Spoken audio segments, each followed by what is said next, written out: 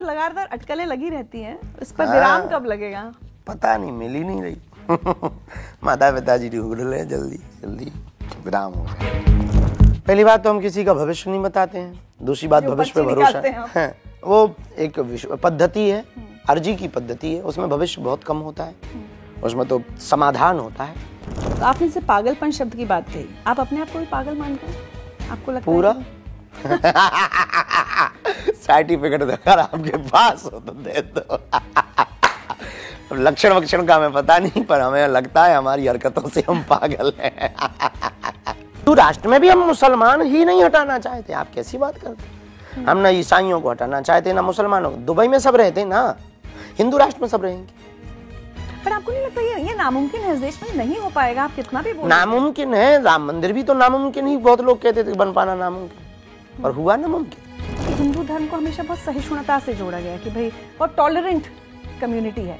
अब ऐसा लग रहा है कि जैसे आप लोग इसी टॉलरेंट में तो आप 80% बचे, इसी टॉलरेंट में तो आपकी बेटी शुद्धा के 35 टुकड़े होते हैं, इसी टॉलरेंस में तो आप 9 राज्यों में अल्पसंख्यक हो जाते हो, और जो अल्पसंख्यक है वो अर्धसंख्यक होने की वो ये वीडियो ऐसे बनाते रहते हैं, बड़ा उड़ रहे हैं, आप हवा में उड़ रहे हैं, हवा में उड़ रहे हैं, आग लग गई, फिर सांप काट रहा है। और एक जगह लिखे थे बाबा को पुलिस पकड़ के ले गई, एक जगह लिखा था बाबा की 2 शादी हो गई। नमस्कार, मैं हूँ ऋचा अनिरुद्ध और बातें अनकही में आज मेरे मेहमान हैं एक ऐसे संत जो अपने प्रवचनों, कथाओं के साथ साथ अपने बयानों की वजह से भी हमेशा चर्चा में रहते हैं, जो संतों की एक सोची समझी छवि से बहुत अलग दिखते और रहते हैं, जो गंभीर कम, हंसते मुस्कुराते ज्यादा दिखते हैं, जो बोलते हैं बिंदास बोलते हैं। लेकिन मेरे लिए एक खास बात और है, ये और मैं एक ही इलाके बुंदेलखंड के हैं, तो उस नाते ये मेरे पड़ोसी भी हैं। बाबा बागेश्वर धीरेन्द्र कृष्ण शास्त्री आज मेरे मेहमान हैं। बहुत बहुत स्वागत है बाबा जी। बहुत बहुत धन्यवाद, आपका भी बहुत बहुत धन्यवाद, और सभी दर्शकों का भी बहुत बहुत धन्यवाद। रही बात छवि अलग होने की और रही बात हमेशा हंसने की, जिंदगी हंसने के लिए ही मिली है। आपको गंभीर लोग देखना है तो अस्पतालों में ICU वार्ड में जाइए, वहाँ आपको लोग गंभीर मिलेंगे। जिंदगी का मतलब ही है उत्साह में रहो, उत्सव में रहो, नित्य महोत्सव में रहो, जिंदगी को जीना सीखो। जो होना है सो होना है, होने जैसा कोई रोक नहीं सकता है, अब उसमें क्या रोना है। बट एक पारंपरिक तौर पे हमने देखा ना, हमेशा साधु संत बड़े गंभीर छवि लिए हुए, सब प्रकार से ही होना चाहिए, पर सब गंभीर हो जाएंगे तो हमारे वाले जैसों का क्या होगा? आप एक अनोखे हैं। नहीं, हमने उनसे ही सीखा, उन महापुरुषों से ही सीखा। उन महापुरुषों का भी तो बाल्यपन कुछ चंचल रहा होगा, हर व्यक्ति का बाल्यपन चंचल रहता। अभी हम बालक हैं तो चंचल हैं, कल 40-50 के बाद जब सफेद दाढ़ी हो जाएगी हम भी चेहरा ऐसा लटका लेंगे। अच्छा, ये बात बताइए, आप इतने लोगों का भविष्य बताते हैं, कभी अपने बारे में सोचा था कि किस्मत ऐसे बदल जाएगी कि जिस परिवार से आप आए हैं, जिस बैकग्राउंड से आप आए हैं, वहाँ आज दुनिया ऐसे पूछेगी आपको? पहली बात तो हम किसी का भविष्य नहीं बताते हैं, दूसरी बात भविष्य पे भरोसा है। वो एक पद्धति है, अर्जी की पद्धति है, उसमें भविष्य बहुत कम होता है, उसमें तो समाधान होता है, तो हमारे पास तो समाधान होते हैं। तो हमने कभी ऐसा विचार नहीं किया, जो मिला है वो उसकी दातारी है, हमने अपने से कुछ पाया नहीं। जिंदगी में 2 रास्ते हैं सफल होने के, एक पुरुषार्थ, एक प्रसाद, एक कर्म, एक कृपा। हमने सिर्फ कृपा पाई है, और जो पाया है, जिसने दिया है वो जाने, इसमें हमारा कोई लेना देना नहीं है, ना हस्तक्षेप है। उसने हमको दिया, उसने कहा आप ये करो तो हमने कर दिया, उसने कहा आप ऐसे करो तो हम ऐसे कर रहे हैं, उसने कहा कि आप इस पे चलो, हमारे गुरु ने कहा ऐसे चलो, हम चल पड़े। अब जाने गुरु, चाहे तो वो मिटा दे, चाहे तो वो बना दे, चाहे तो वो रंक से राजा बना दे, चाहे तो वो राजा से रंक बना दे। पहले गुरु आपके अपने दादा? हाँ, हमारे जीवन का वही अध्याय है, हमारे जीवन का अंतिम अध्याय भी। तो आपने जैसे पागलपन शब्द की बात कही, आप अपने आप को भी पागल मानते हैं? आपको लगता पूरा है? सर्टिफिकेट अगर आपके पास हो तो दे दो। लक्षण वक्षण का हमें पता नहीं, पर हमें लगता है हमारी हरकतों से हम पागल हैं। क्या बात है। तो अभी एक पदयात्रा के लिए आप निकलने वाले हैं? 7 नवंबर से 16 नवंबर तक दिल्ली से। क्यों कर रहे हैं? बहुत जरूरी है ये सब इस देश में। देश यात्राओं का देश है। यहाँ राम की वनवास यात्रा, भगवान राम की वनवास यात्रा हुई, यहाँ महात्मा गांधी की दांडी यात्रा हुई, राम मंदिर के लिए रथ यात्रा हुई। इस देश में पदयात्रा सफल रही। हम भी वो पदयात्रा करके इस देश में एक वैचारिक क्रांति फैलाना चाहते। हम तलवारों की लड़ाई पर भरोसा नहीं करते, विचारों की लड़ाई पर भरोसा करते। तलवारों से सिर्फ तन कटता है, विचारों की लड़ाई से तो मन के कुविचार कट जाते हैं। आपकी एक सबसे ज्यादा जो आलोचना होती रहती है वो बार बार आप जो हिंदू राष्ट्र की बात करते हैं, और आज मैं पढ़ रही थी हिंदू गांवों की स्थापना कर दी है, तो फिर लोगों ने कहा कि भाई ऐसे तो मुसलमान कहेंगे सिर्फ मुसलमानों का गांव, ईसाई कहेंगे सिर्फ नहीं। हमारे हिंदू गांव में हमने ये नहीं कहा कि सिर्फ हिंदू, हमने ये कहा कि हमारे हिंदू गांव, पहली बात तो हमने कोई गांव बनाया नहीं। दूसरी बात हमारे लिए कंट्रोवर्सी ये चलाई गई कि हम कोई वो बन गए, रियल एस्टेट क्या कहलाता है, डेवलपर बन गए। बहुत न्यूज़ें चलेंगे, देखो बाबा ये कर बेच नहीं सकता, ट्रस्ट की जमीन रहेगी। अरे भाई सीधा सा खेल है कि जमीन हम दे रहे हैं, आप आके बना लीजिए। अच्छा, लेकिन सिर्फ हिंदू बना सकता है ना? ऐसा नहीं है, आप हमारी परंपराओं को मानो तो आप मना लो। अच्छा। आप यदि किसी दूसरे मजहब के हो, हमारे यहाँ बस सिद्धांत ये रहेगा कि भूमि हमारा ट्रस्ट दे रहा, हमें आपसे पैसा नहीं चाहिए। धंधा कब होता है? जब पैसा हो। आप बना लीजिए। ऐसा देश में होगा कौन व्यक्ति जो कहे कि हमारी जमीन पे घर बनाओ? ऐसा कोई देश में होगा? हम इतने पागल आदमी, हमने ये कहा आओ बनाओ और रहो, जब तक तुम हो रहो, फिर कोई और रहेगा। यहाँ हमें मालिकाना हक नहीं है, कोई मालिकाना हमारा ही नहीं है। ट्रस्ट किसी एक का थोड़ी होता है, उसमें हमारा ही जब मालिकाना हक नहीं है तो किसी और का क्या खाक होगा। आओ बनाओ रहो, चलो मौज लो, मजे लो, मस्ती लो, करो दर्शन बालाजी के, करो उत्सव में आनंद, थिरको लो आनंद, चले जाओ, जिंदगी से जाओ या धाम से जाओ, तुम्हारा अपना विषय है। हम सबको एक दिन जाना ही जाना जैसा है, तो हमने ये नहीं कहा कि हम बनाएं। अरे भैया आप बनाओ, आओ रहो। तो लोगों ने हमको डेवलपर बना दिया। बड़ा मजा आया कि चलो कम से कम कुछ नया तो आइकॉन देखा लोगों ने। ऐसी झूठी अफवाहों की न्यूज पढ़ने में बड़ा मजा आता। अभी कितने लोग आ गए हैं गांव में? अभी 1000 होम स्टे बने, हमारी जमीन पे नहीं, गांव की जमीन पे बने।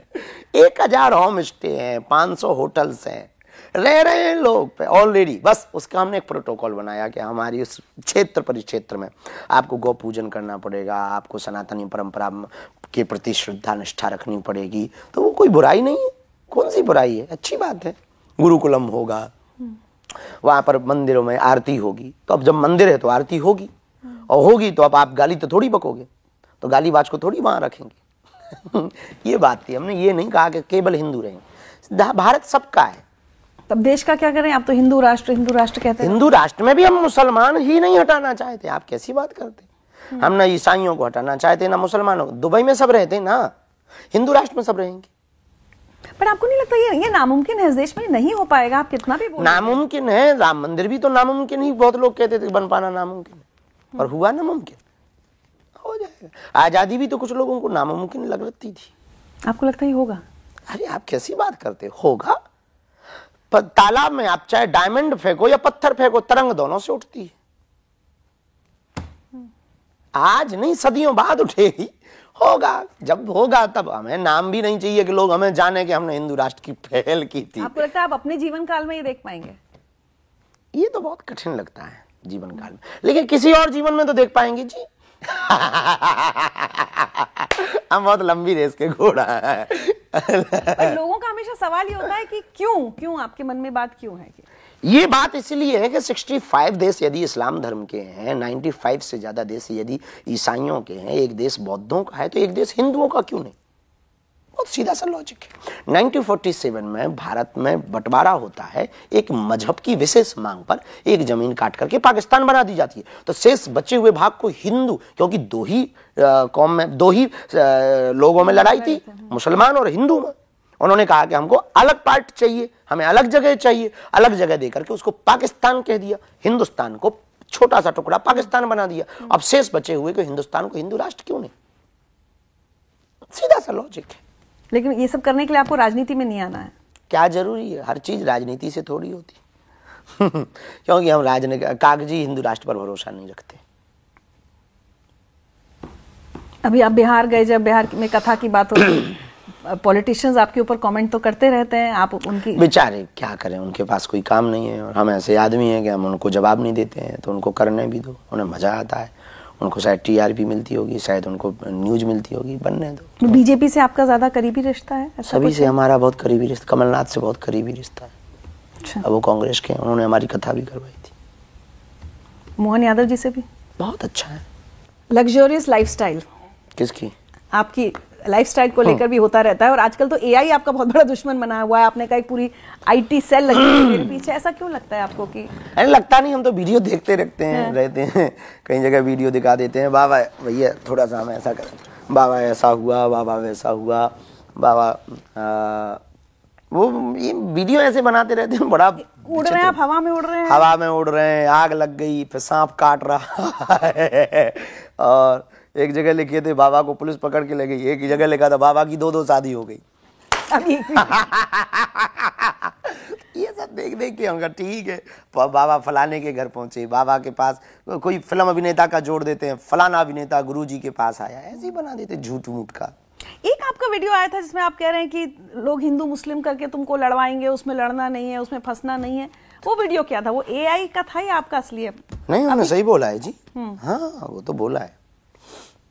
क्योंकि ऐसा लगा कि आपके पुराने बयानों से एकदम विपरीत सा लगा वो वीडियो। बिल्कुल विपरीत नहीं, पुराने बयानों को हमारे गलत लिया गया जी, अर्थ का अनर्थ करते हैं। हमारे कोई भी बयानों में हमने कभी कोई बदलाव नहीं किया है, हम जैसे थे वैसे ही है। सिर्फ इतना कहना चाह रहे कि हम हिंदू मुसलमान करें क्यों, देश में दंगा क्यों बहाएं, गंगा क्यों ना बहाएं। आपके मुसलमान शिष्य या भक्त ऐसे हैं जो मिलने? डिवोटी है, बहुत मित्र भी है। उनको कभी बुरा नहीं लगता कि आप हम सही बोलते हैं? से वो आहत नहीं होता? नहीं, हम सही बोलते हैं ना। जो हमें समझ लेगा वो जान, जो हमें समझेगा जानेगा वो हमको समझ पाएगा।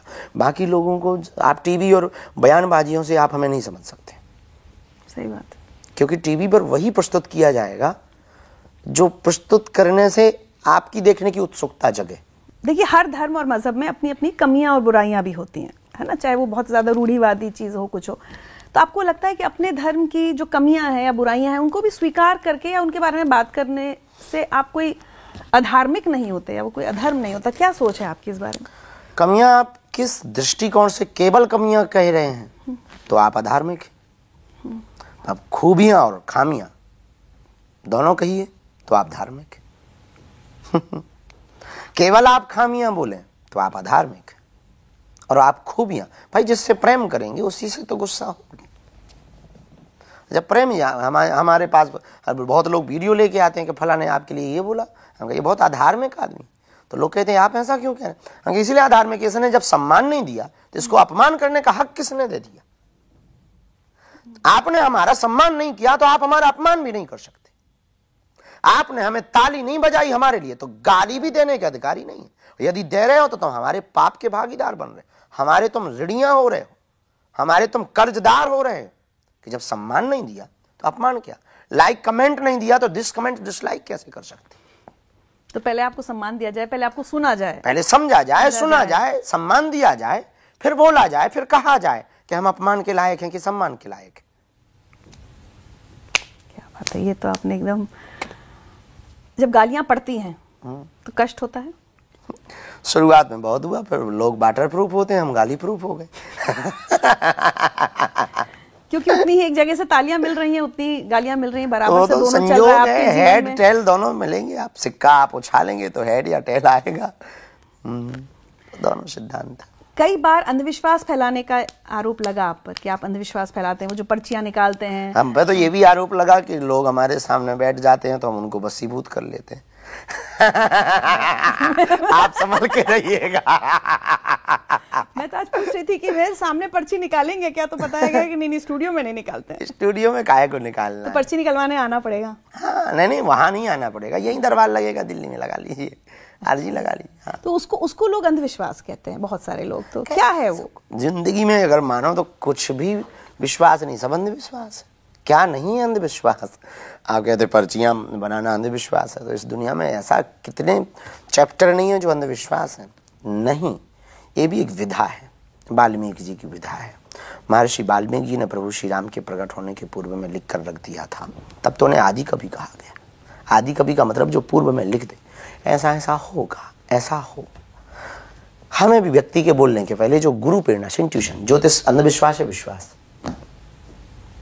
मैं तो विश्वास करती हूँ, लेकिन लोग बस ऐसी पर्ची वाला विषय, यही पर्ची वाला विषय है कि जो विश्वास करते हैं उनके लिए विश्वास है, जो नहीं करते उनके लिए विश्वास।